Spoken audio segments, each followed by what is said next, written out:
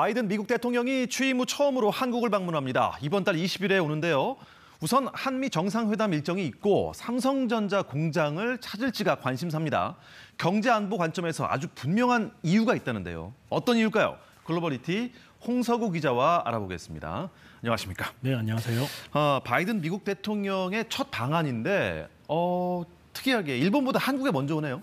네, 미국 대통령이 일본보다 한국에 먼저 오는 게 29년 만이라고 해요. 그러니까 그렇군요. 1993년 빌 클린턴 대통령 이후 처음이라고 합니다.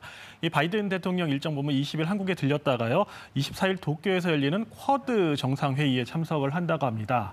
미국 백악관은 이를 두고 한일 모두 강력한 관계라며 순방순서에 대해서 너무 깊게 생각하지 않았으면 좋겠다고 말했습니다. 그런데 이례적이긴 하죠. 그렇군요.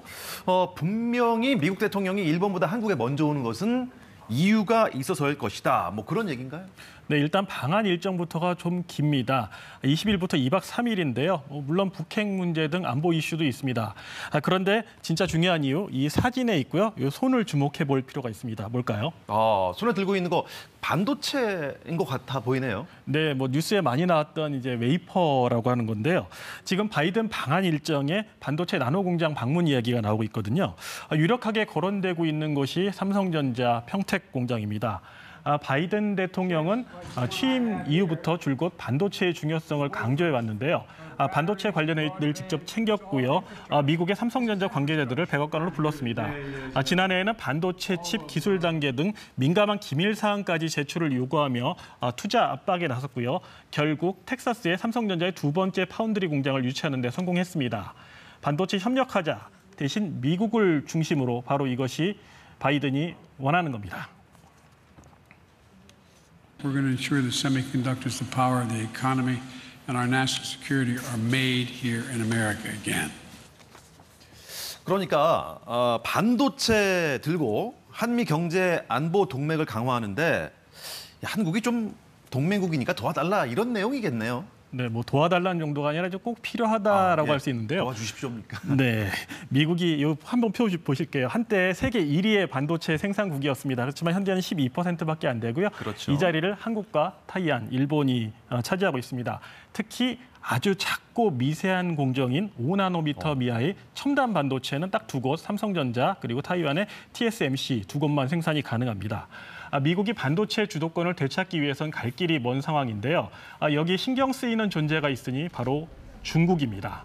세계 최대의 반도체 수입국인 중국도 반도체 굴기를 위해 해외에서 인재를 영입하고 천문학적인 돈을 쏟아붓고 있거든요. 최근엔 반도체 자립에 속도가 붙었다 이런 평가도 나오고 있는데 실제 올 1분기 중국의 반도체 수입량이 지난해 같은 기간에 비교해 10% 가까이 줄었고요. 또 중국 당국이 정부기관과 국영기업에 지금 쓰고 있는 외국 브랜드 PC를 자국산 PC로 바꾸려고 했다. 이런 보도도 나오고 있습니다. 중국답게 무려 5천만 대 규모로 추산이 되고 있습니다. 대단합니다. 사실 그 전임 트럼프 행정부 때부터 미국과 중국은 어떻게 경제 전쟁을 벌이고 있었잖아요.